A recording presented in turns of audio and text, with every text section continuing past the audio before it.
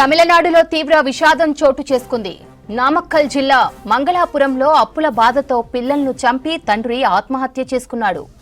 గోవిందరాజన్ భారతి దంపతులకు 10 ఏళ్ల క్రితం వివాహమైంది. వీరికి 3 ఆడపిల్లలు, ఏడాది బాలుడు ఉన్నారు. గోవిందరాజన్ ప్రైవేట్ కంపెనీలో ఉద్యోగం చేస్తున్నాడు.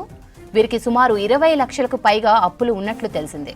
దీంతో నిన్న రాత్రి గోవిందరాజన్ భార్య భారతి, కొడుకు ఓ రూంలో నిద్రిస్తుండగా మరో రూంలో 3 ఆడపిల్లలను దారుణంగా చంపి ఆత్మహత్య చేసుకున్నాడు. ఘటనపై కేసు నమోదు చేసి దర్యాప్తు చేస్తున్నారు పోలీసులు.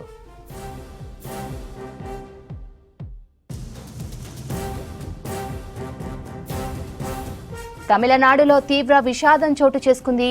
నామక్కల్ జిల్లా మంగళాపురంలో అప్పుల బాధతో పిల్లలను చంపి తండ్రి ఆత్మహత్య చేసుకున్నాడు. గోవిందరాజన్ భారతి దంపతులకు 10 ఏళ్ల క్రితం వివాహమైంది. వీరికి 3 ఆడపిల్లలు, ఏడాది బాబు ఉన్నారు.